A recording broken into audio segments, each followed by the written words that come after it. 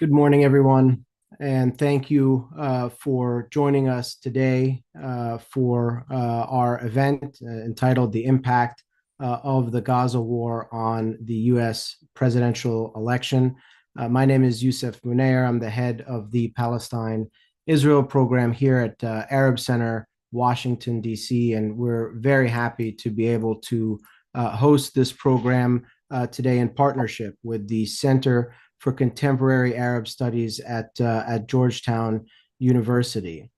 As you all are aware, the war on Gaza now has entered its sixth month, and there have been over 32,000 Palestinians who have been killed in the course of this war, the majority of whom are women and children. Many Americans have been questioning the policy of President Biden and his continued support for Israel despite all of this horror and destruction. In recent months, we've seen tremendous organizing among Muslim and Arab American Democrats who have led calls to vote uncommitted in Michigan, in the presidential primaries, as well as in many other states, as a way to signal dissatisfaction with the president's handling of this war and his refusal to call for a permanent ceasefire. On top of this, we have seen a growing shift in U.S. public opinion regarding the situation in Palestine more broadly, which is something we've been seeing develop for many years, as well as towards the Biden administration's support for Israel in its war on Gaza. Moderating our conversation today is Dr. Fida Adeli from the Center for Contemporary Arab Studies at Georgetown University. I'm very happy to pass it over to her to continue the conversation today. Fida? Thank you, Youssef. So as Youssef mentioned, I'm the director of the Center for Contemporary Arab World at Georgetown. And on behalf of the center, I'd like to welcome you all. And I'd also like to thank the Arab Center for reaching out to us so that we might collaborate on this very important event. Just echoing briefly some of the points Youssef made, in the context of this horrible war, we have seen remarkable grassroots mobilization of all kinds. Within universities, we've seen over 70 Faculty for Justice in Palestine organizations formed since October. The number may be closer to 100 at this point. That was a number I heard a couple of months ago. But today we're speaking about the really powerful mobilization that we've seen in the political space, right, in the U.S., protesting both the U.S. support, the Biden administration support for this genocidal war, but also critically demonstrating the power of our communities, right? Palestinian, Arab, Muslim, and those in solidarity with us. So I very much look forward to hearing from our speakers today, all of whom are sort of at the center of this work right now, this really important political action in this moment. So I'm going to briefly introduce each of our speakers with abbreviated biographies. I'm going to introduce them in the order that they will speak, and their full biographies can be found online. So first, I'd like to welcome Leila Lahabad. Leila is a first-generation Palestinian American and a community organizer, organizing in Dearborn and Detroit for over 13 years. She's the campaign manager for Listen to Michigan in her own capacity and a regional organizer with We the People in Southeast Michigan. She will be followed by Zaina Ashrawi Hutchinson, who is the Director of Development and Expansion at the Arab American Anti-Discrimination Committee, ADC. Zaina is a Palestinian American rights activist and community organizer with notable experience in the political arena. Zaina is a leader in public dialogues on topics like racial justice reform, housing, and foreign policy, particularly related to Palestine, and has been heavily involved in policy and the election process at the state and national level for years. Next, we will hear from Phyllis Bennis. Phyllis is a fellow of the Institute for Policy Studies, where she directs the New Internationalism Project. She's also a fellow of the Transnational Institute in Amsterdam. In 2001, she helped found the U.S. Campaign for Palestinian Rights, and more recently spent 6 years on the board of Jewish Voices for Peace, where she now serves as the international advisor. Finally, we'd like to welcome Salam El-Mariati. Salam is president and co-founder of the Muslim Public Affairs Council. He oversees MPAC's grounding civic engagement, public policy, and advocacy work, and he's an expert on Islam in the West, Muslim reform movements, human rights, democracy, national security, and Middle East politics. The speakers will each begin with a round of remarks, and then we will open up the floor to the audience for Q&A. Please direct your questions by using the Zoom Q&A feature or by emailing events@arabcenterdc.org. So with that, we will begin with Leila. Welcome, Leila. Thank you so much for that. As Vedat stated, my name is Leila Al-Abed. I am the campaign manager for Listen to Michigan and co-chair of the Uncommitted National Movement. I started working in electoral politics at a very young age. The first time I got involved was door knocking for the Yellow Vote campaign that was being carried out by Access in Dearborn to encourage the Arab American population in Dearborn to register to vote and to go out to vote. And I was around 12 years old when I did that. So very young getting started in that. The first time I ever campaigned for a candidate was when I was 16 years old and I was living in Monroe County, and I door knocked for a Democratic state representative, Kate Ebley. So these concepts of using power, political power, in the electoral process has been instilled in me from a very young age. My dad was an immigrant from Palestine that became a citizen, worked with Ford Motor Companies, and was a UAW member. And so he really learned about the democratic process through being a UAW member and instilled that into his 14 children. There's 14 of us. And as my sister likes to remark, that, on our 18th birthdays, it wasn't happy birthday. It was, it's time to register to go vote, and always vote Democrat. So this ideal of believing in our democracy and flexing our power, Arab Americans, Muslim Americans flexing their power through the Democratic Party has been like that for as long as I can remember. And the first time I voted was in 2008, and I voted Democratic ballot. And so I believe in this process. And so for Arab Americans and Muslim Americans living in Southeast Michigan, Dearborn has the highest concentration of Arab Americans in the United States. So after what happened in October, this community was being directly affected by what was happening, because we were losing loved ones, witnessing friends and family members suffer at the hands of Netanyahu's war crimes and his right-wing government. And for me, my family, I have family that still lives in the West Bank, who are dealing every day with the very discriminatory policies and procedures that Palestinians deal with in occupied West Bank.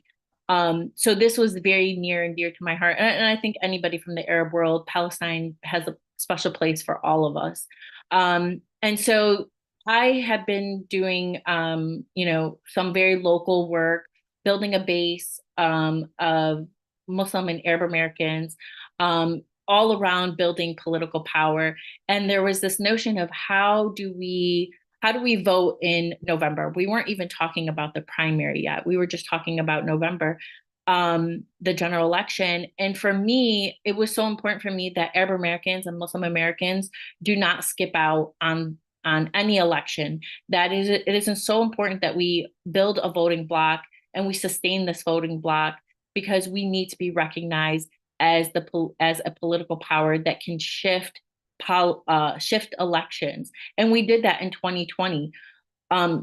Joe Biden largely won his pathway to the White House through Michigan because of the Arab American and Muslim American vote that came out and supported him based on promises made during his campaign that he was going to fight fascism, fight authoritarianism, give us something as Muslim Americans and Muslim and Arab Americans different from Donald Trump, and we wouldn't have to fear a rise in Islamophobia and anti-Arab hate, and wouldn't have to worry about something like a Muslim travel ban, only at this point to see Joe Biden align himself with an authoritarian, a fascist, and a warmonger like Benjamin Netanyahu and his right-wing government. So there's a deep betrayal in this community. And I think what has come out of the Listen to Michigan campaign, where 73 out of 83 counties in Michigan voted over 10% uncommitted. And these are counties that don't have a large Arab American or Muslim American population. And I think that what that says to us is this is a testament that the anti-war movement is very strong, not just within the Arab American and Muslim American community, but across the United States.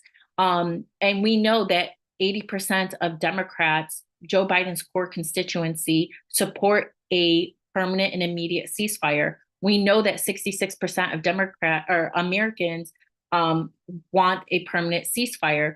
So, I think this should have not been a surprise to Joe Biden and his establishment based on this polling. But we are now over 500,000 uncommitted votes across the nation that are sending this resounding message to Joe Biden that he needs to demand a permanent and immediate ceasefire and the end of American taxpayer dollars being used to carry out a genocide against Palestinians in Gaza.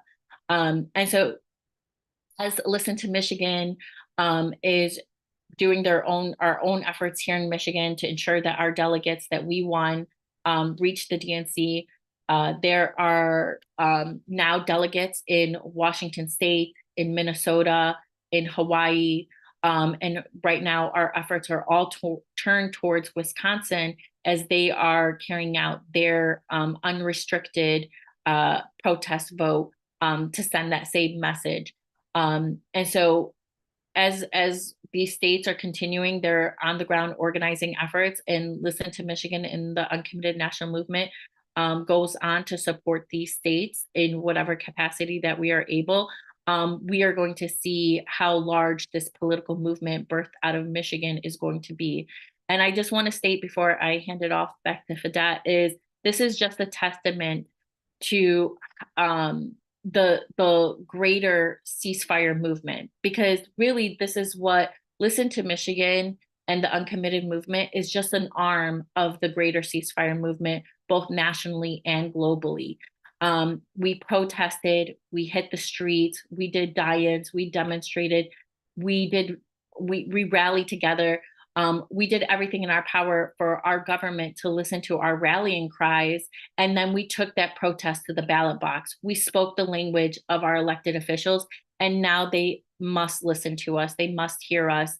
And come November, it will be the inaction of this administration that is literally going to hand the White House off to somebody like Donald Trump. It is not going to be on the core constituency of Joe Biden's base that are literally giving a gift right now to his administration and to the established Democratic Party to say, hey, you guys have a problem. You guys need to change it. You need to change course now. And so we will see what happens at that time. But I'm very proud of all the efforts Listen to Michigan has done, and other states as well, as they are carrying out their protest votes. Thank you very much, Layla, and thank you so much for your dedication, your leadership on this issue, and kind of your long commitment to these issues. I'm going to hand it over now to Zaina Ashrawi with ADC. Yeah. Thank you to the Arab Center. Thank you to the Contemporary Studies at Georgetown, the Center for Contemporary Studies at Georgetown for having us, and to you, Fida and Youssef, and everyone on the call. It's an honor to be here. I was born and raised in Palestine. My parents and family and friends are still in Palestine. So like everyone on this call, on this panel, this is very personal. It's not just about politics. And I came to the US as an adult, so my engagement started in activism in the streets, basically. And then when I came to the US, it became more political in policy. So what I'm going to do is give a little bit more perspective. I think what Leila said was incredible, and we are so proud of the uncommitted movement. But I would like to give a little more perspective on the general feeling of why this movement is important and why this is long-term. So while the genocide has definitely had an impact here in the US, it has not been on Biden's policy yet, or his approach towards Israel and Zionism. What will have an impact on the elections in November and beyond, hopefully in all elections, local, state, and federal, is the unprecedented engagement by all walks of life, the improvement in organizing, and the unity of the Palestine movement. Another crucial factor is the US Americans' understanding of and exposure to the plight of the Palestinian people, and hopefully their long-term engagement in it as well. So like I said earlier, in order to change the system or even attempt to influence Biden and have realistic expectations, it is important to understand what we are dealing with. So I'll try to keep this within the context of the genocide, but it requires a little larger context. The expectation that Biden or the Democratic Party leadership will shift their attitudes towards the investment and loyalty to Israel and Zionism is overshadowed by decades and decades of empowerment and impunity for Israel, despite the many massacres, displacements, breaches of international and US law, and the complete disregard for the rights of the Palestinian people, including and highlighted during this publicly televised broadcast genocide. This is not just with regards to Democrats, by the way. This is state policy. This is US policy. It also applies to the Republicans as well. So if anything, what both parties speak in unison on is their unequivocal support for Israel. The difference is that Republicans never really claim to care and are quite blunt about their racist tendencies against Palestinians, Arabs, and Muslims, minorities in general, really. So in fact, almost everything Trump implemented towards the end of his presidency on Israel, Biden was running on, especially the normalization. So, and after Trump left office, Biden did not reverse a single position, including moving the embassy to Jerusalem and the annexation of the Golan Heights and so much more. So Trump simply beat Biden to it. It is also important to point out that Democrats very often play the partisan game. In 2018, 34 Senate Democrats urged Trump to restore aid to the Palestinians. 70 House Democrats urged Trump to restore Gaza aid funding, attacking the Trump administration and highlighting the importance of this funding. Yet now, almost every single Democratic senator and the majority of House Democrats not only voted to continue sending Israel almost $4 billion during a genocide, but also voted to defund UNRWA and threatened the Palestinians that if the Palestinians take Israel to the ICC or support anyone taking Israel to the ICC or ICJ, they will withhold funding to the Palestinians.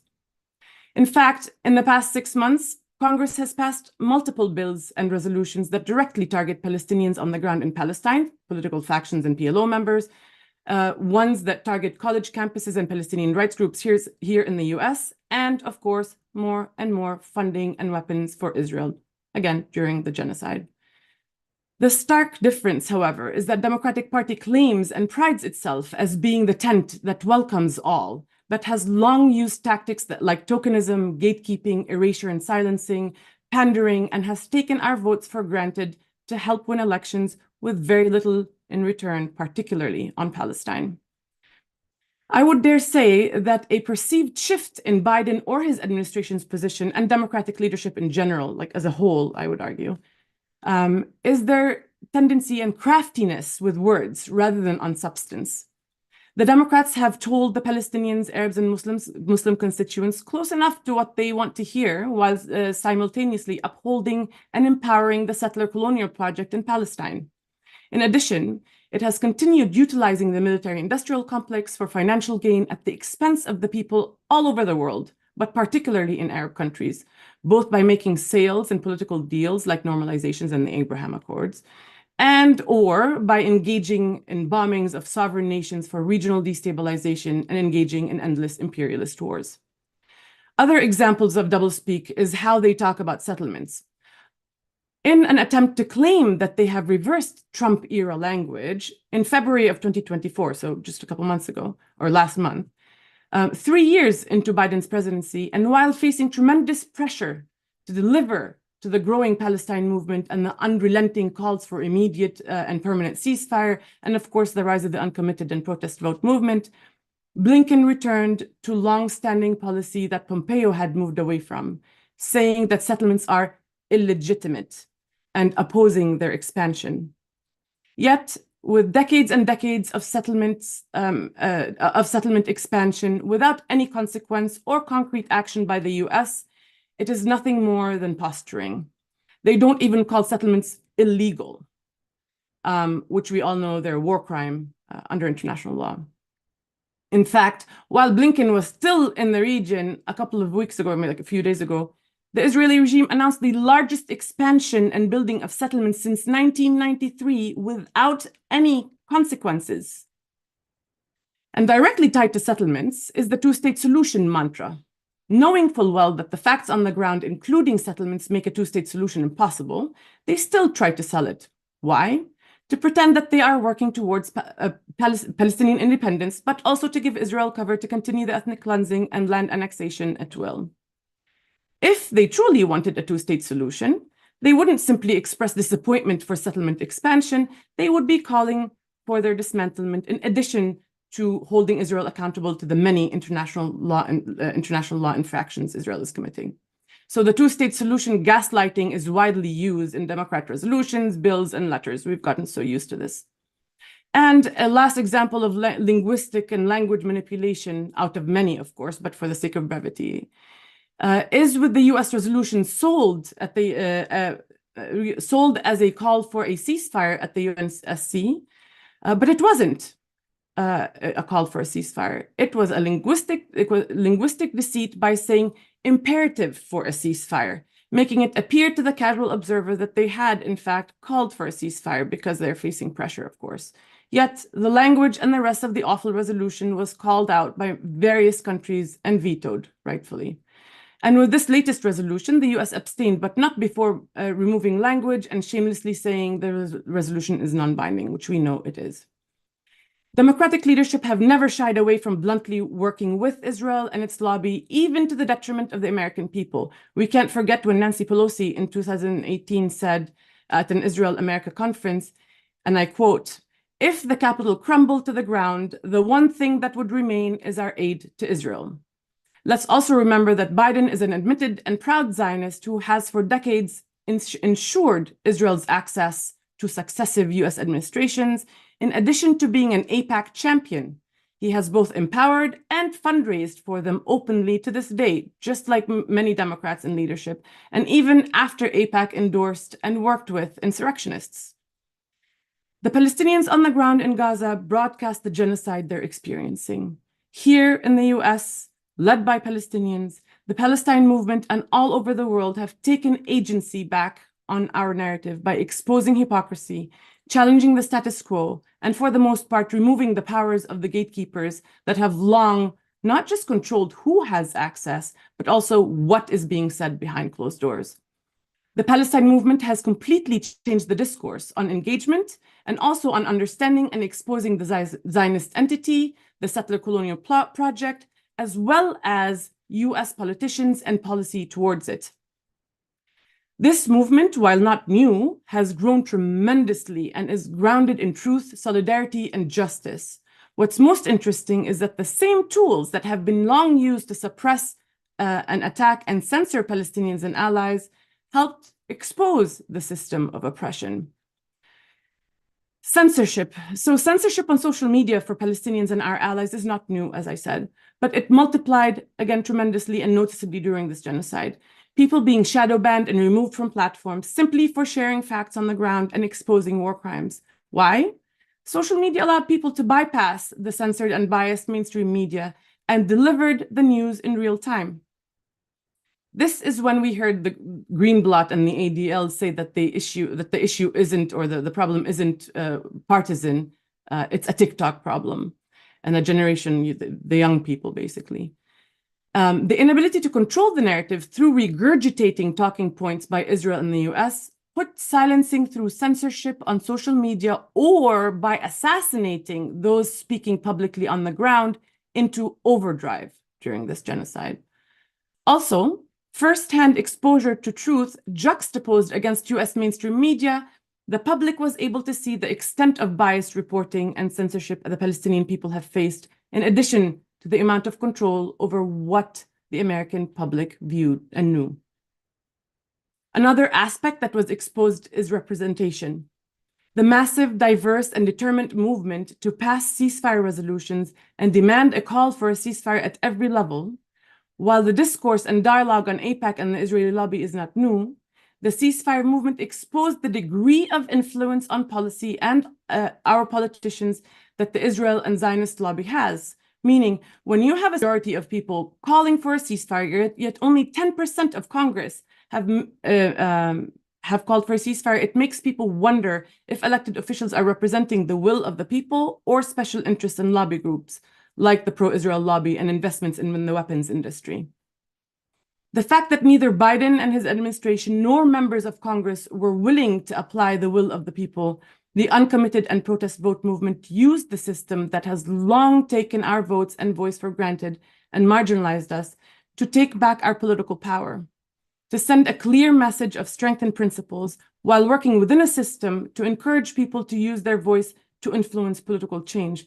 Ironically and interestingly, the attacks and blame on the voters that they will ruin democracy if they don't vote for Biden have been fast and swift for literally engaging in said democracy. And isn't that the undemocratic in and of itself? It is not incumbent on voters to get people elected. It is on the people running, especially if they're incumbents, to represent the will of the people. All of these and so much more are working within a system that is doing everything in its power to ignore, censor, oppress, and delay. The beauty of this is that the movement is massive, multi-generational, diverse, and functions on multiple fronts: on social media, on the ground with protests and disruptions, in policy, in the arts, on school campuses, and so much more. And in every effort, it has exposed the hypocrisy, double standard, inhumanity, and the extent of the entrenchment and influence of Zionism in the local and state and federal institutions. While the focus of this conversation is the movement and its effect on Biden's election, I caution to focus on Biden as the only source of the problem is just as problematic as focusing on Netanyahu as the source of the problem, because it absolves the system that upholds and empowers the genocide and the more than 75-year-old agenda behind it. So if Biden wants this movement, and even some in this movement, I don't know how many remain that want to vote or are willing to vote, to consider support for his re-election, words are not enough. There needs to be tangible actions, like at the very basic minimum, the enforcement of an immediate and permanent ceasefire, and accountability, like stopping the arms sales and funding to Israel. Nothing that Israel has done, Biden didn't know about, and he empowered and participated in most, if not all of it. The genocide perpetrated by Israel and the US has not just challenged and exposed major flaws in international law and its application, but also hypocrisy and Western values. Lastly, and I close with this, we can't talk about the presidential election without talking about the congressional elections. Every single member of the House is on the ballot this November, including some senators, by the way. We must hold them accountable. We must demand a change in representation or vote them out. We must engage in the political process and challenge their loyalty to foreign and special interest. But we must also stay in the streets and stay loud, no business as usual, until we are heard. Your voice and your vote matters. Let's stop the forced starvation and famine. Let's stop the genocide. Hold the perpetrators accountable. Thank you. Thank you so much, Zaina. And thank you for reminding us of the consistency on this issue, right? Across time and across parties. Hopefully what we're seeing right now is a shift that a real shift in this kind of ongoing support and impunity for Israel. So I'm going to pass the mic off now to Phyllis Bennis. Phyllis, please. Thanks very much. And thanks to the Leilas, what they said. I don't need to speak. This was great. Thanks to the Arab Center and to CCAS at Georgetown. You know, our discussion today, I think, has to take into account, as Leila reminded us, that the movement for Palestinian rights is not new. The current iteration of it, and there were earlier ones, goes back, by my count, about 25 or 30 years. I hate to tell you how long I've been involved with it. But that movement has always focused on reversing US policy, reversing US unconditional support, military support, economic support, political support, diplomatic support of Israeli apartheid, Israeli occupation, and now Israeli genocide. The assumptions that always shaped that movement were several. One was that support for Israel was bipartisan. This was AIPAC's big goal, to make it a bipartisan consensus, that you could never lose an election by being too pro-Israeli, and that the movement for Palestinian rights was itself sitting more or less on the margins, both of the progressive movement and of the broader political world, and that other movements, anti-war movements, anti-militarism movements, let alone the broader movements against racism, for immigrant rights, women's rights, environmental justice, all of the other movements would not take up Palestinian issues, that it was just too, not if not marginal, it was too difficult. The price was too high. And so we stood alone too often. All of that has changed. All of that has changed. Much of it has changed over the 30 years, but the specifics of those assumptions, it is no longer a Democratic, Republican, bipartisan issue at the base of the voters. Leila's absolutely right that at the level of what's happening in Congress, it is certainly bipartisan. But one of the big differences now is the degree to which there is this enormous gap in the Democratic Party between the base of the party and its electeds. That gap does not exist in the Republican. The Republican pro-Israel forces pretty much adequately represent their base. The Democratic electeds don't. That's a huge shift. And that part is very important. The idea of never losing an election because you're too pro-Israeli, well, we're seeing that perhaps for the first time at the at the presidential level. For sure, that has never happened. And the notion of being marginal, well, that's done. This is a movement that is now at the center of political debate within the progressive movement, the broad progressive movement, and within mainstream political debate and opinion and mainstream media. And I would say, though, the caution I bring to it is, I don't think our movement, our organized movement, our self-defined movement for Palestinian rights is ready yet to take on what we are required to do right now in consolidating that new, expanded, extraordinary, beautiful movement that has erupted to a large degree, not entirely, but to a large degree spontaneously.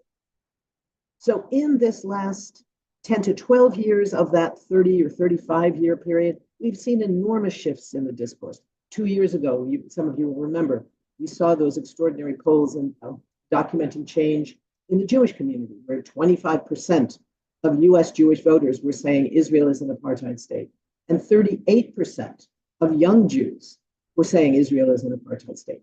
Unprecedented shifts underway.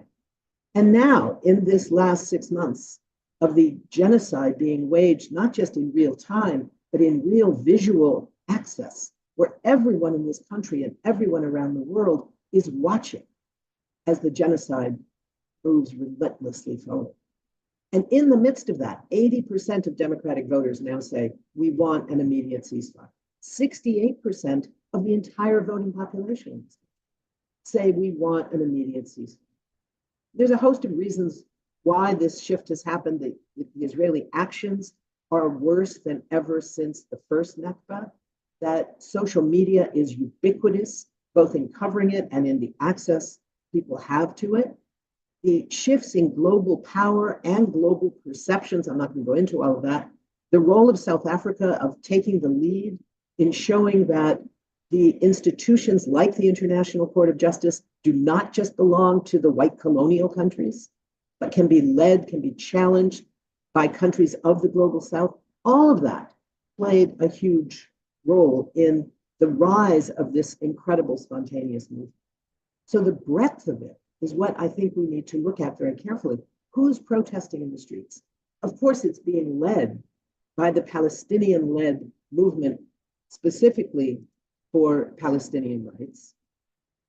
We are seeing that the movement in the streets is much broader than that. We saw the protest of 80 executive directors of social justice movements, of which all but, I think it was like 8 or 9, all the others, 70 or so, had nothing to do with Palestine, and almost none of them had anything to do with foreign policy at all. They were movements for environmental justice and for immigrant rights and for women's rights and LGBTQ rights, all the other things, anti-racist movements, labor movement.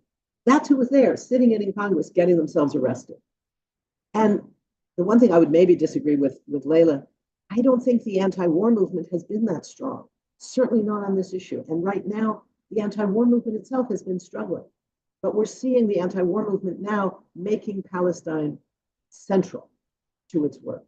And one of the things that's been so different this time and so important in this movement has been the internal opposition within the government, within the White House, within the State Department, USAID, the interagency mobilizations, the young White House interns, my personal favorite. You know, these are the kids who are the most ambitious kids in this country. They all want to be president.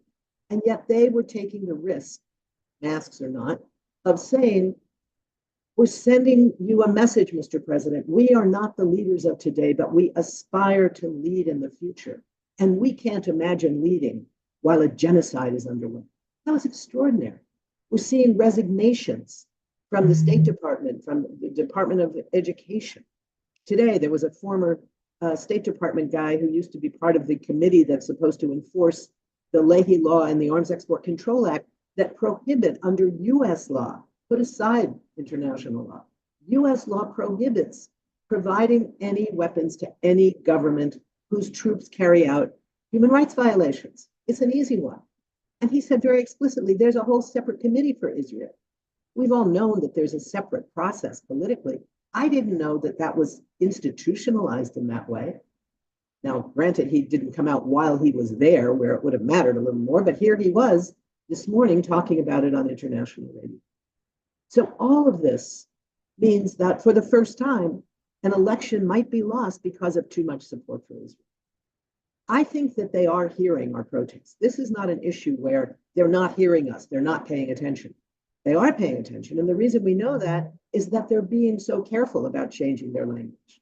They're now talking about a ceasefire. They're talking about the humanitarian crisis, but they're not doing anything. They're talking and hoping that will be enough. And we're the ones sitting here saying, it's not. That is not enough. And one of the problems, there was a fascinating article in the Washington Post a week or so ago that was looking at how does Biden actually make decisions? Who's in the room? And the key thing to it was it said, of course, it starts with the people who agree with him on his policies and who he trusts. And the other part is he likes to hear from people who also have to run for office, who have to weigh those political, internal, personal considerations with what they know is right or just or unjust. So in that context, the question of, you know, who's in the room, who's making the decisions with him, what I'm afraid of is that the people that are in the room are telling him, things are bad now. You're getting bird dogged everywhere you go. So our answer is we won't send you out on the road very much. You're getting attacked everywhere you go by your supporters or would-be supporters or people who were once supporters who are now saying, we can't vote for you. You're supporting genocide. And what that means is they're saying, it's bad now, but don't worry. By the time November comes around, by the time of the elections, people will remember that your opponent is worse. It's incredibly condescending, you know, because these are generally not people whose own families were victims of the Muslim ban. These are people who know better than the people telling him the information why the other side might well be worse, because it will be all of the support of genocide and then some. It will then be fascism writ large in a bunch of ways, along with, not instead of, along with support for genocide in Palestine. So it seems to me that the problem we face right now is that too much of the debate in the broad progressive movement, particularly among those who focus, and I'm not one of them, but who focus mostly on elections. I focus mostly on movements, not so much on elections. But for people who focus mostly on elections, the debate that I hear, because I'm here in Washington, you hear a lot, is on how do we convince people that they still have to vote for Biden because Trump is worse. And looking at that as an analyst, I work for a nonprofit. We don't take positions ourselves on the candidates. But as an analyst, looking at that, I can look at that and say, boy, are they wrong. Boy, do they really not get it. This is not a policy disagreement. This is not even a complaint that you remove the child tax credit, which was doing enormous work in terms of lifting children out of poverty. And then it was reimposed just a few months ago by Congress, and Biden didn't fight hard enough against it. And a lot of people talked about that. This is not that. Genocide is not a policy disagreement. Genocide is an entirely different thing. And expecting people to vote for the current supporter of genocide because the future fascist who may come to power is also going to perhaps support genocide is not a strategy, is not real, and it's not going to happen. So that's what the debate is that has to be shifted away from how do we convince voters that they should vote for the supporter of genocide anyway because the other guy will be worse. Not because that's not true, but because it's not the point. The point is, it's the wrong question. Our job, I think, has to be to figure out strategies to change the policy. And that means right now, not in November, right now. Children are dying. And we know that if a massive influx of humanitarian aid, food, medicine, water, got into Gaza today, the most vulnerable, mainly children and babies and the elderly, would continue to die for probably somewhere between 4 to 6 weeks, at least, because of the damage that has already been done by the denial of access to food and water and medicine for these last months. So that policy shift is not about elections. This isn't about a C3 versus C4 question. This is about changing the policy now. Another piece that was recently in the Post by the young columnist Perry Bacon, who talked about the savvy activists that are challenging President Biden on this. He said there were 3 things, and I thought he was quite good in identifying them. 3 reasons of what these savvy activists were doing right. One was the language discipline, keeping the focus on the ceasefire. 2 was the constant disruptions, the bird dogging of all candidates, of all parties, for all offices, for Congress, for the Senate, for local school boards, for everything, keeping up that level of disruption. And then finally, the uncommitted voting process that was so powerful in showing, especially in Michigan, but in other places as well now. We're seeing all over the country that people are using the voting booth as part of our movement, not as something else that you mobilize in the street with the movement and then you go vote for the lesser evil. There are lesser evils. I believe in lesser evil voting because when you're at the bottom of a hierarchy of power, whether it's economic or racial or any other kind of power, when you're at the bottom, the lesser evil can be the matter of life and death. But right now, all of the candidates on these issues are evil in that sense, and we're already seeing death and not love. That's what we have to change. How to do that, I think, is our challenge. It's not how do we challenge anti-genocide voters to vote for genocide supporters. It's how do we stop the support for genocide.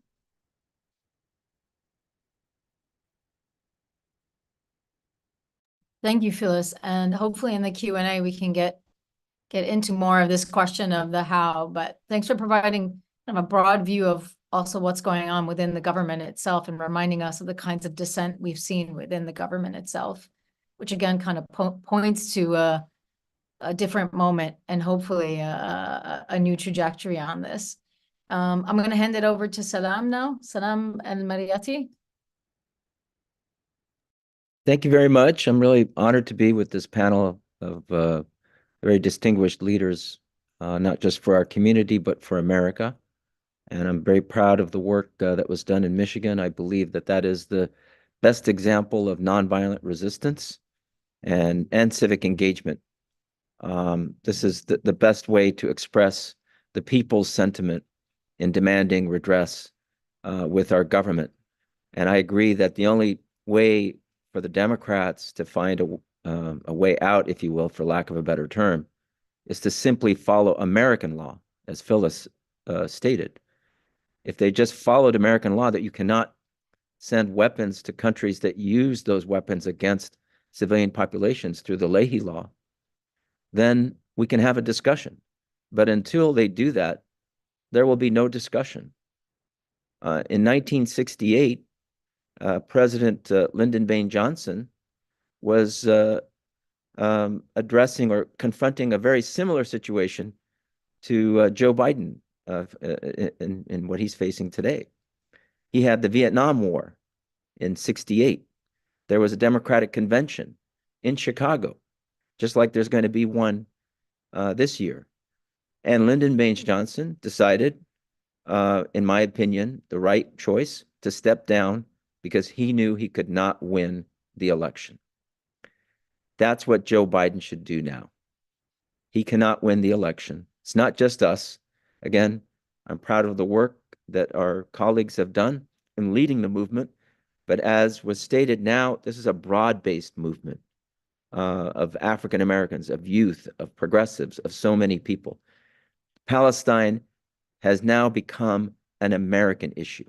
It's not just a Muslim, Palestinian, Arab issue. It is an American issue. And the way America will deal with the Palestinian issue will determine America's credibility, America's competence, America's consistency with its own values, moving forward. Either it will be, and the same for the Democratic Party. Either they will actually follow democratic and abide by democratic values, or they will continue in this ineptitude and hypocrisy that we see day in and day out. I mean, it's amazing that the superpower, the one superpower, by far ahead of so many other powers in the world, shows its ineptitude in the United Nations Security Council, shows that it is incompetent when it cannot even enforce American laws when it comes to selling of weapons, or shows its ineptitude when it cannot even commit to what the United Nations was all about, and that is to prevent genocide in the first place. That is where we are at. It is an existential issue for all of us, all Americans for that matter. And I believe the way to move forward is to continue to grow this movement and engaging others, as well as mobilizing our own communities. The other side, by the way, spends millions of dollars in recruiting others to their side, sending, for example, African-American members of Congress and leaders and Latino leaders and LGBTQ leaders and so on and so forth. All these leaders in other communities, they spend millions of dollars in their propaganda. We don't have to do the same thing, and definitely we're not going to do the same tactics, but we do need to engage more in the broader public on this issue in order to be more effective in our work. And one way of doing that, in my opinion, is we start with the municipal level.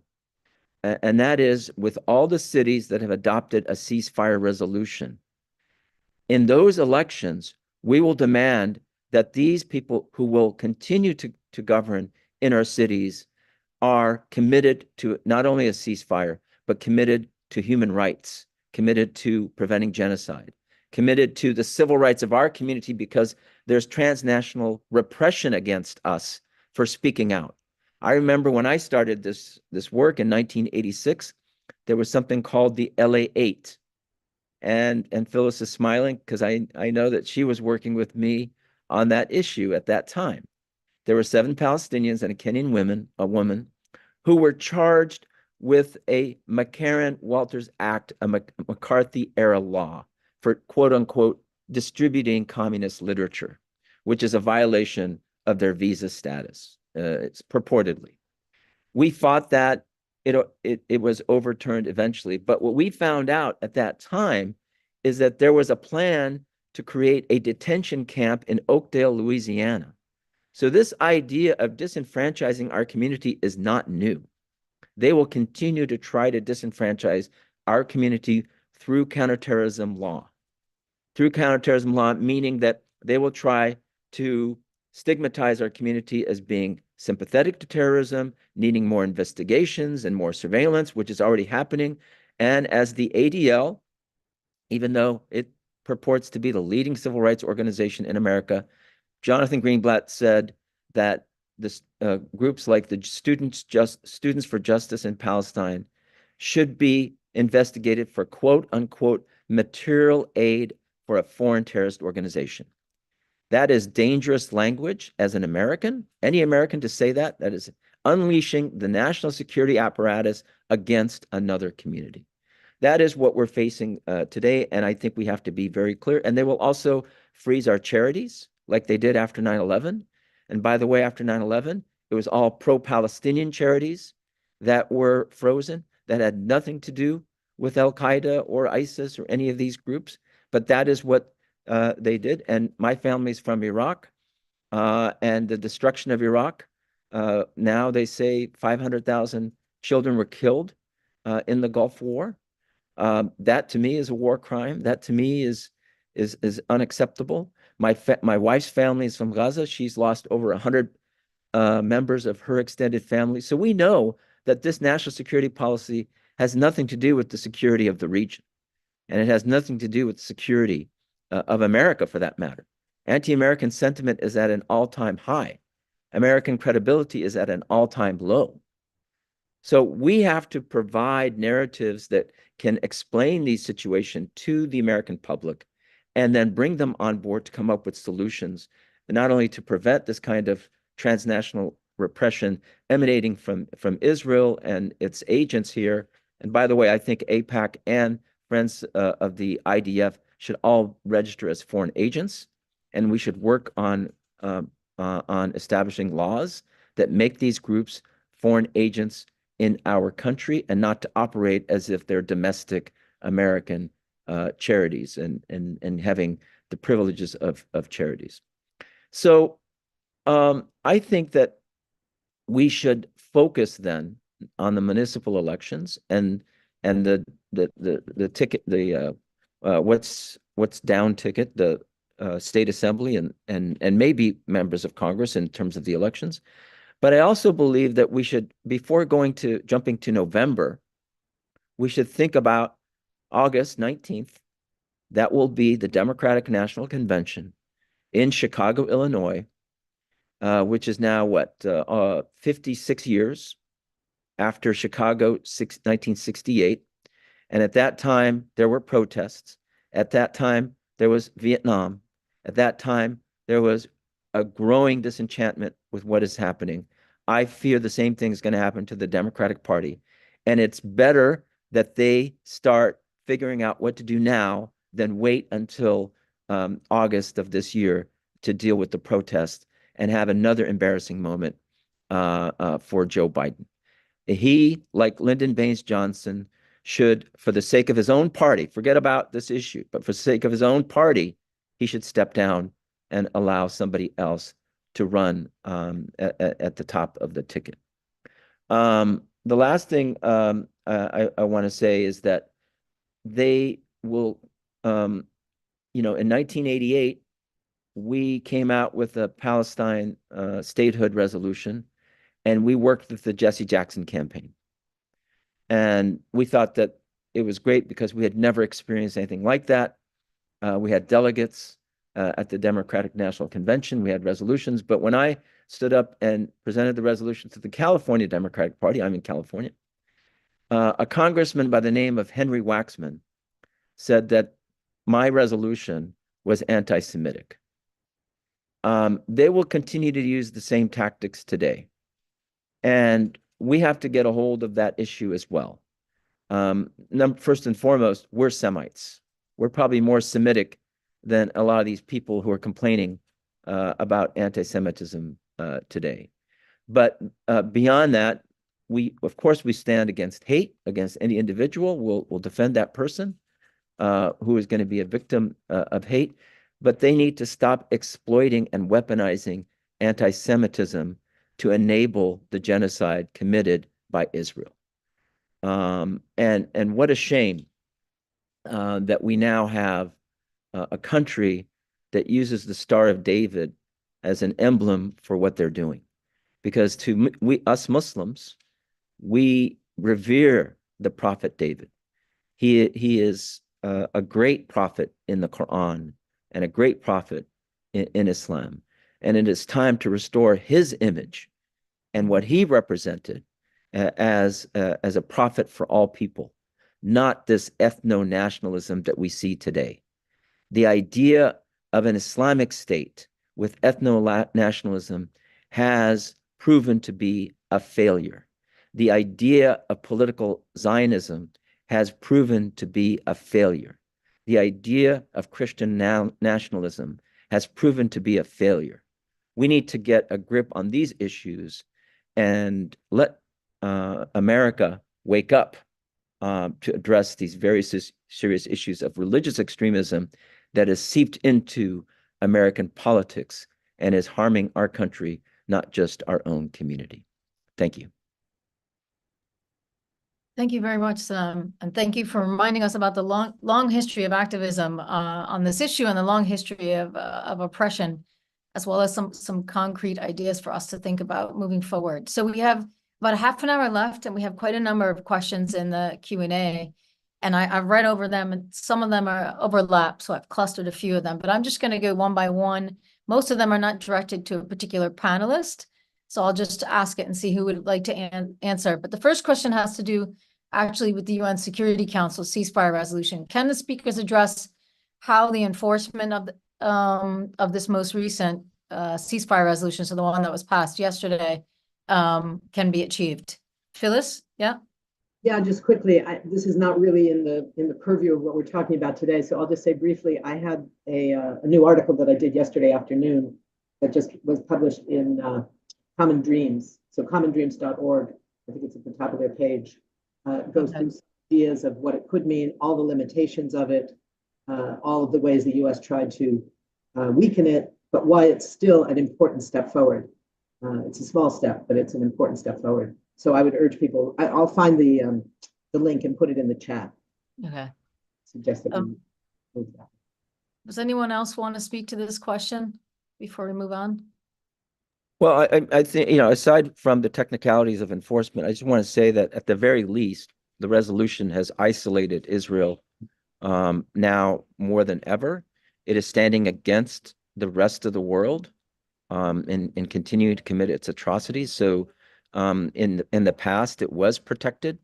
And for the first time, I think there was one time before this, the United States abstained, which again is very weak, but it allowed the resolution to continue. And as watered down as it is, it's still an important resolution since it was adopted by the United Nations Security Council, along with another resolution that was adopted by the United Nations General Assembly.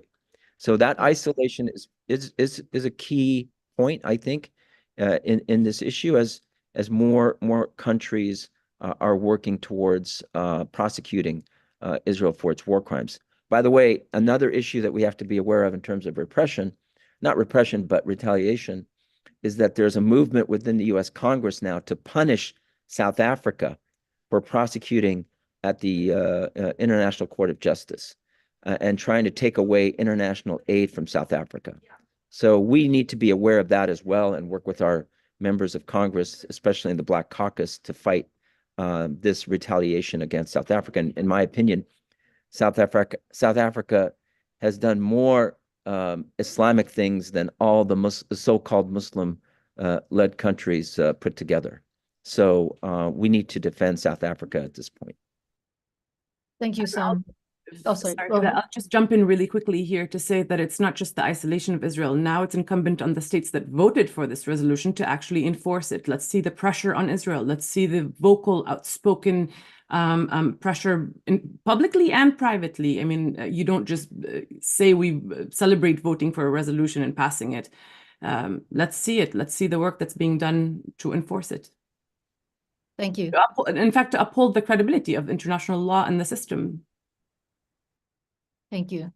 So the next question is for Leila and or Salam. Could you please say a bit more about the impact of the Gaza genocide and the Biden administration's stance on down ballot races in Michigan and California? Are you seeing evidence that candidates for local and state office are breaking with the White House in response to concerns from the Arab and Muslim American communities? Could you share some examples?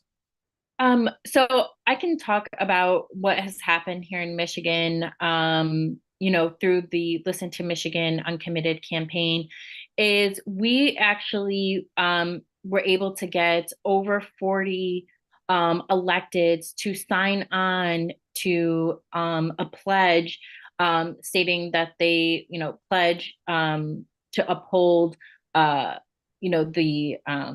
the messaging behind Uncommitted, which was to demand a permanent and immediate ceasefire and to end this unchecked, unrestricted military aid to Israel.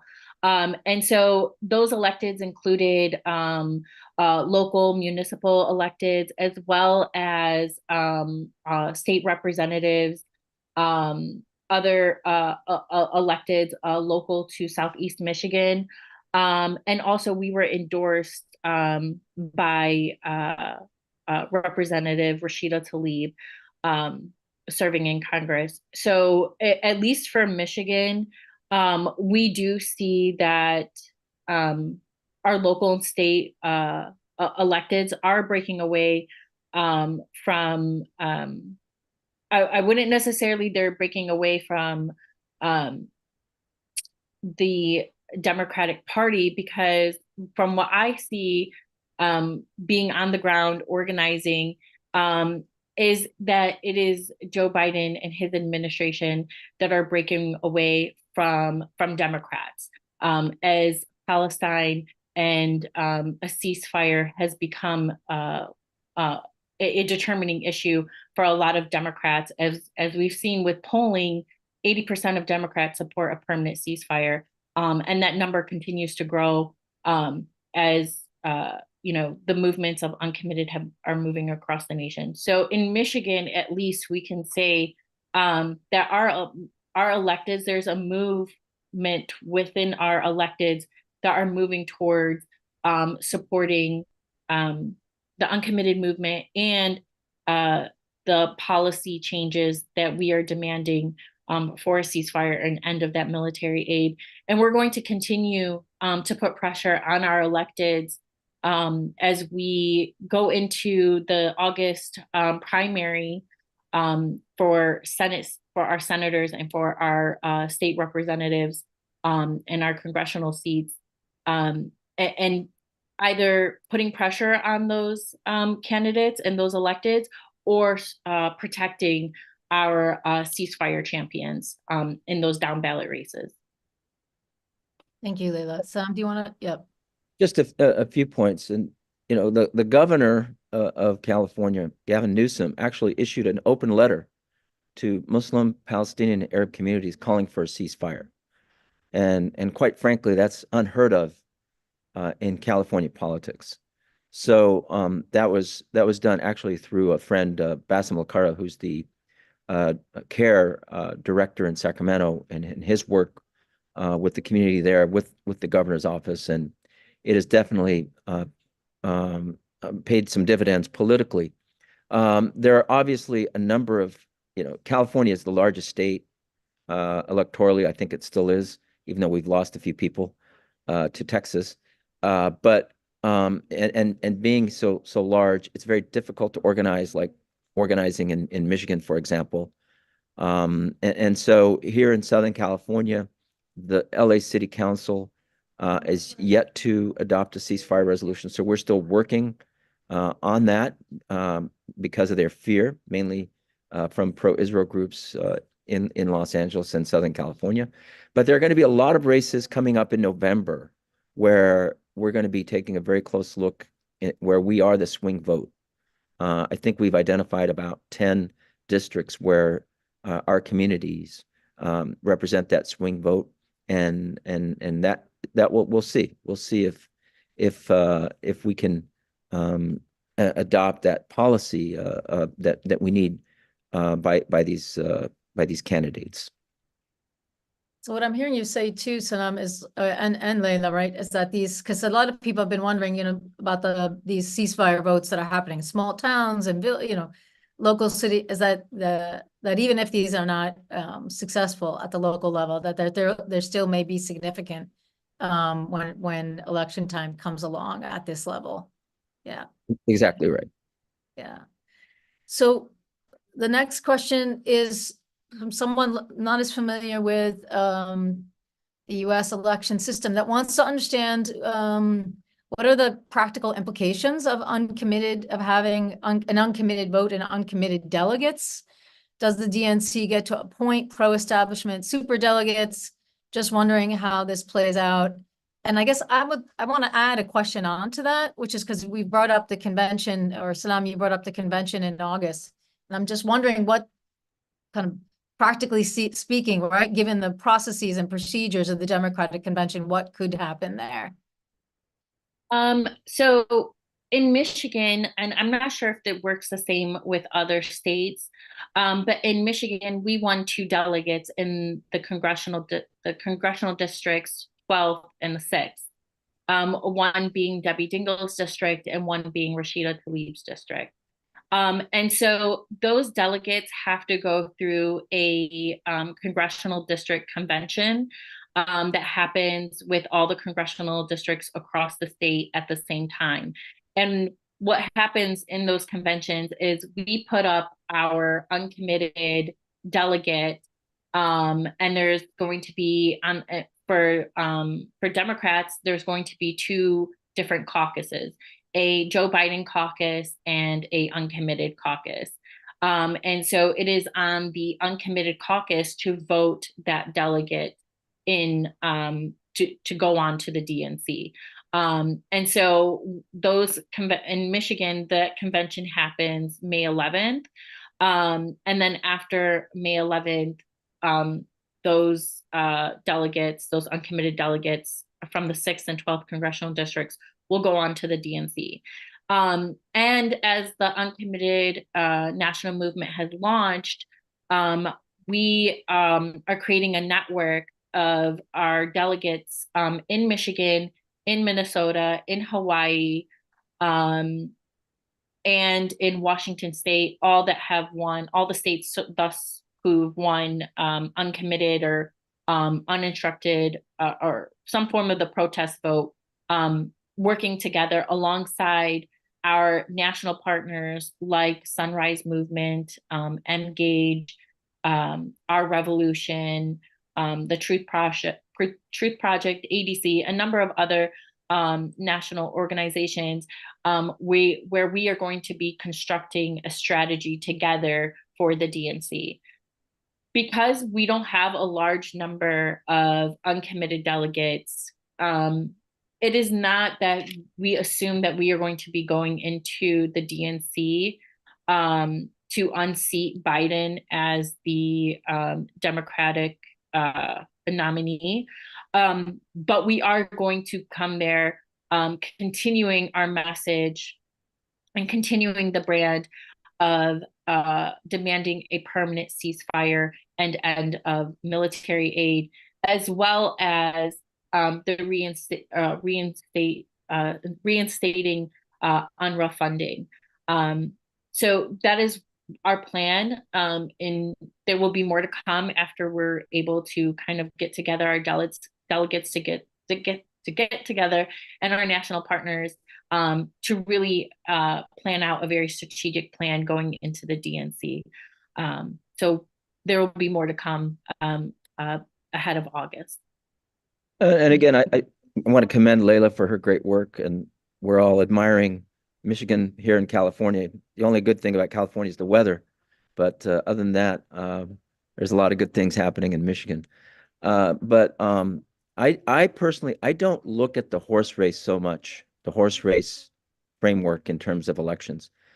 I think we need to start looking more at platforms, at policies that parties are presenting, whether at the state level or the county level or the national level. At the end of the day, the national security policy of our country has to change. National security has been weaponized to harm communities. For example, it was invoked in the internment of Japanese Americans and after during World War II. It was invoked in wars in Vietnam, in Latin America, assassination of people, leaders, legitimate leaders in these countries, in Africa.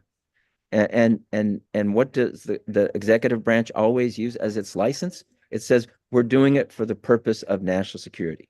We have to now call them out for that. And I'm not saying we're going to be able to change policy, this year, maybe not even my lifetime, but we have to start. And this year can be an opportunity to begin the discourse on the need to change national security policy, because obviously it's amounted to the death and destruction of Palestinians, Iraqis now, and so many other people in the region, and millions of people throughout the world. So it's time for a change and for a discussion with platform committee members of the political party apparatus. Thank you. So there are a number of iterations of this question of essentially like not voting for Biden is going to elect Trump, and isn't that going to be the kind of consequences of allowing Trump to be elected? And at least one version of this is addressed to you, Zaina, so I'll ask you to speak on that first. But yeah, the question of kind of the worst consequences of having Trump elected has been asked in several different ways. So Yeah. we'll put it out there. Yep. Thanks. So just if I may quickly comment on the previous question, it's really important to remember here that when you become a delegate, that means you have a significant impact, or supposedly, on the state policy that grows from that convention. For example, at least in Virginia, in 2020, we were delegates for, there's a bunch of us who were delegates for Bernie Sanders. And what happens is you pass resolutions at the state level, which ultimately become the party platform at the state level. So the power starts at the local level if we're talking about party politics here specifically. And they're so important, in fact, that the Virginia Democratic Party, I'm elected to the Central Committee of the Virginia Democratic Party. I'm kind of, I feel like I'm in the twilight zone, and I don't know why I haven't left yet, but that's for another conversation. But within that conversation, it's really important to understand that they actually care, and they watch and they read. So much so that in Virginia this year, they tried to prevent all resolutions at the district and ultimately the state convention, just because they did not want a ceasefire or Gaza resolution. I mean, and that was almost explicitly said in some of the meetings, and we had to fight those to bring them up. So I think it's really important to remember that being a delegate also means having influence on policy and pushing the state party, but also then ultimately at the DNC, the Biden platform.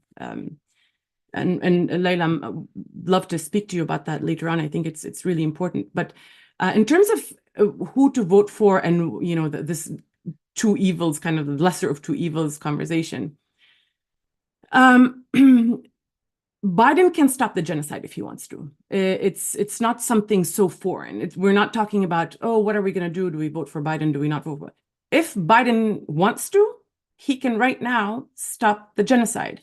And to me, that is a crucial point, because he knows this and understands that he has the power to do this, but chooses not to. And it's not that the party itself supports him. It's want a ceasefire. It's the grassroots that want the ceasefire. So he's protected in that sense. But if he wants to, he can stop it. So it's not incumbent on us, like I mentioned in my initial comments, on us to elect Biden or else Trump will be president. If Biden wants to win the election, there's a clear path. And the genocide, prove in action that you are holding Israel accountable, sanctioning, stopping the weapons, stopping the funding, putting pressure, joining the massive call for a ceasefire, uplifting sort of the grassroots movements that have risen up and demanding to be heard. So he can still get votes. It's not that he can't. Also, it's really hard for me to understand how we can always continuously say, but what if Biden, or what if Trump wins? Okay. Trump did win. We saw years with Trump, and we saw that there was a Muslim ban and we fought it and then it was reversed. But now with Biden, we see a genocide. And the genocide is not just international. What's happening is the American public, the US American public, I keep saying American, but we have to remind ourselves that this is specifically about the United States. American is both North and South. In the United States in particular, the people are being placed in jeopardy, the American people, because of American policy in support of Israel. So this isn't just about Palestinians and Muslims and Arabs, okay? This also affects Americans that don't identify with the three categories that I just mentioned. So instead of sitting on the sidelines and saying, well, what can we, you need to vote for Biden or else we get Trump, join the movement, push back on Biden and the Democratic Party, because then they'll realize that it's the vast majority and continues even within their ranks that are saying, stop the genocide, hold Israel accountable, and then he will, and then hopefully he'll get elected, or not hopefully, but the circumstances that others are hoping for will happen. But instead of sitting on the sidelines and blaming the voters and those who are basically saying we don't want our people to continue to get killed in the name of American politics. So, reversing the question and throwing it back at the people asking the question. If you're not already in the streets, get out in the streets. If you're not already in your churches, asking your pastors to call for a ceasefire and speak to congregations about the importance of, we're in Easter time, right? Congregations to speak about ceasefire and the genocide and the rights of the Palestinian people. Disrupt, speak in your spaces, in your circles, educate. When you leave this conversation here that we're having, it's extremely powerful. Don't just sit back and say, oh my gosh, either I'm so helpless or I'm so disappointed or whatever. Use the language that we have spoken and the information that we have given to relay these messages in order to bring about change rather than critiquing from the sidelines, right? So engagement is crucial. Asking the questions is crucial, and realizing that while we are talking about Palestinians, Arabs, and Muslims as sort of this category on our own, and I think the other speakers mentioned this as well, we are part of the American fabric. We are Americans, and it's important to enforce this over and over again. So it's not us versus them.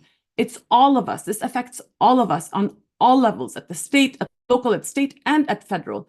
I urge everybody to continue asking questions and holding people accountable and participating and adding to the pressure that is needed right now. Thank you, Zaina. There's a question to Phyllis that kind of builds on this, because Phyllis, you posed the idea that the wrong question is the November elections, right? Kind of picking up where Zaina left off. And so I'm just wondering if you have anything else to add to that, sort of how to achieve these goals before the election. Yeah. I think it comes back to, when are we talking? We're talking now, months before the election. This isn't about elections. This is about Palestinian lives that are being stripped from us on an hourly basis. Children are dying more than once an hour from starvation. This is what is happening today. So this isn't about elections. And I think to the degree that we're looking for ways to think about it, it's to not think about it in terms of November. It doesn't mean we don't think about it at all. Of course, the danger, the rise of fascism in this country is a very serious danger. That's not just about what happens in the White House, but it's about what gets enabled by what's in the White House. In this country, the rise of movements that are threatening Arabs, Muslims, Jews, Black people more than anyone else, Native people, Asian people. It's a massive right-wing white supremacist movement that's underway. And the thought of having an election where we're not thinking about that, of course, is crazy. We have to be thinking about it. And we have to think right now about how do we get the current administration in power, who are not just candidates, they are administrators, they are members of Congress, they are presidents, they are vice presidents, they are secretaries of state and all those things right now. That's our target, is to force them to change their policy. So that's what I'm saying is the wrong question. It's not ever the wrong question to say, how do we build a massive movement against fascism? We should have that in our minds all the time. But our immediate demand, I think, right now, for all of us, individually and collectively, is to look out at this extraordinary mobilization and say, how do we turn that into a movement, into not an organization of, one big organization, but how do we turn this massive spontaneous mobilization into a real movement that is accountable and that is focused on figuring out a strategy for what's it going to take to change who's in the room with Biden, what they're advising him, and how he is being told about the kinds of threats, the threats to our country in terms of the growing isolation of the US. It isn't only Israel that's being isolated through things like this resolution. The US is more isolated right now internationally than it has been since the beginning of the Iraq War, more than 20 years ago. Maybe even more than that, but certainly close to as much as that. And we haven't seen that since. What does that say about this administration? It's more isolated from its own base than any administration in recent history. What do we do about that? How do we make that into a pressure point, not for elections, but to change the policy? That's our goal, is how do we force this government to change what it's doing and what it's been doing? Arguably, the special relationship started about 55 years ago, after the 67 war. The support for Israel goes back much further than that, but this level of special embrace that has both political and strategic components, I would argue, began in the wake of the 67 war. And that's what we've been seeing ever since. Palestinians have been paying that price ever since, with our tax money in our name, with or without our consent. And that means that our democracy is not working. Our claims about being accountable to the population is a false claim. And all of those things mean that our government is increasingly isolated around the world. And at home, our elected officials are increasingly isolated and cut off from their electoral base and from the people who they ostensibly are working for. Right now, Congress is not in session. They're out for 2 weeks. That means they're in their districts. What are we doing? What kind of bird dogging are we doing when it's not just about on the campaign trail? It's about, you're a member of Congress. Have you voted in favor of the ceasefire resolution that Cori Bush has introduced? Are you prepared to vote against cutting off funding to UNRWA, or to introduce a new resolution, since that's already been passed, that would say we have to bring back the funding of UNRWA? Because only UNRWA stands against absolute famine, the other F word, absolute famine, from expanding massively across the entire Gaza Strip. None of the other agencies can do that. Are you prepared to take some responsibility for that? Those are the questions we need to be asking our members of Congress, not what are you going to run on what are you going to do at the convention in August or in the votes in November? We have to get them to change the policy. If they do, that will make it a very different election. But that's not the only reason we do it. We do it because lives are at stake, and there's no other option. Thank you, Phyllis.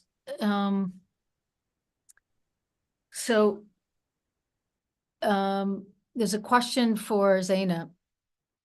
about this kind of the work that's happening at the state level and state resolutions, and a question about how can you point towards links that further describe the process of how state resolutions eventually make its way to the Democratic Party agenda? And then this questioner is particularly interested in Charnel Herring, who represents the Bailey's Coffee Falls Church area. She has not engaged with the larger Muslim American community in the area, and I'd like to explore opportunities to leverage the area's electoral weight. Yes, thank you for my fellow Virginian here in the chat. Yeah, Virginia has been quite interesting, particularly lately. I want to preface this by saying that Virginia is one of the only states, if not the only state, in the United States that has a state agency within our legislature, by the way, that is called the Virginia Israel Advisory Board. It is an arm, basically, of Israel within the legislature. They get funding from the legislature. They get an office and staff with direct access to our local elected officials. And they affect policy as well as the economic integration of, they bring in Israeli companies into Virginia, like Elbit Systems, like Zim, even like Sabra Hummus, like the Israel Aerospace Systems, almost all of which, except Sabra, I don't think, I mean, by extension, but all of the other three I mentioned are directly involved in the genocide. So in Virginia, we have this a different beast that we're tackling. So I'd be happy to talk more about that on another time, because that's a whole conversation in of itself.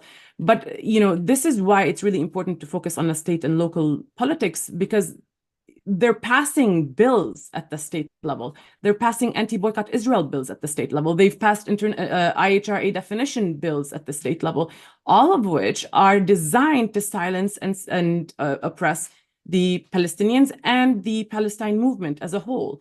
So, and directed by Israel directly. You know, the prime minister, I think yesterday or the day before, had tweeted something bragging about the bills that they have passed in the US.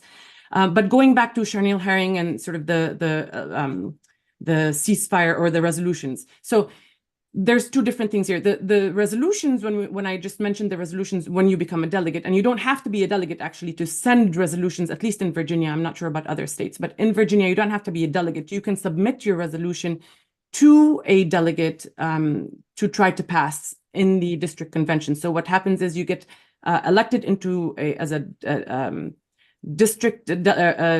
state delegate, and then you become a DNC delegate, depending on if you get voted in.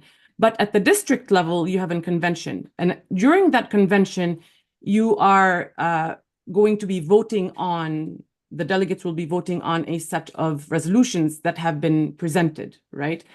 And sometimes they present them as a package, and sometimes they separate them into different categories, and then you vote on them as different categories and pass them as such.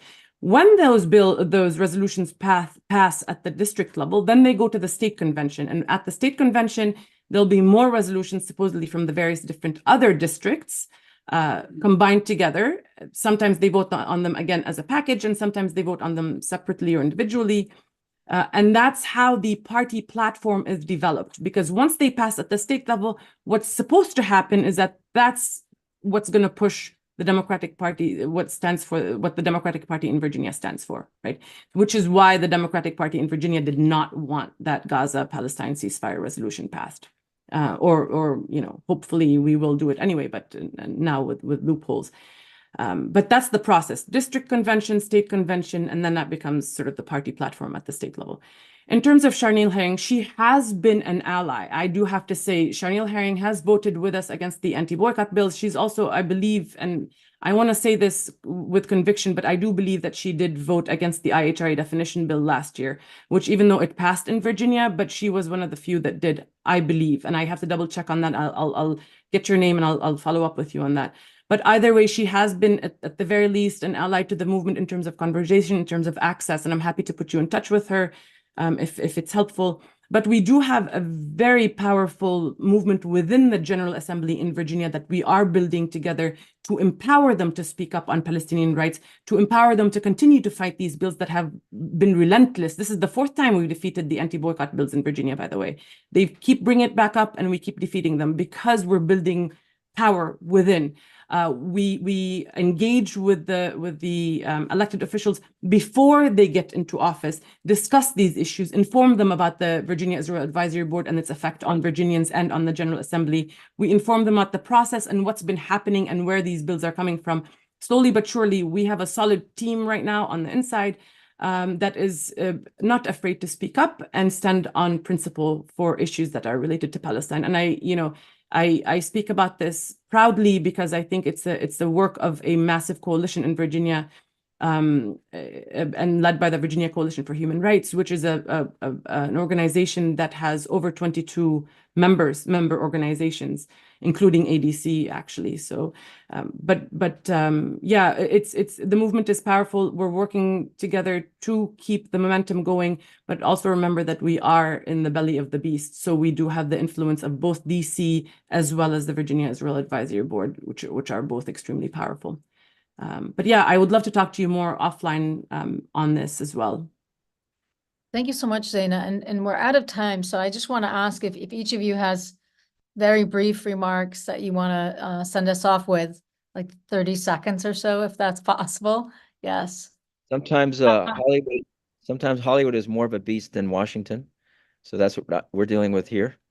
But in short, in the words of Martin Luther King, sometimes the silence of our allies are more problematic than the action of our enemies. And that's where we have to hold our allies accountable. And it's time for nonviolent resistance. And that means that we're aiming to achieve a positive peace with justice, not a negative peace of acquiescence or occupation. Thank you, Sam. I can go ahead and go next.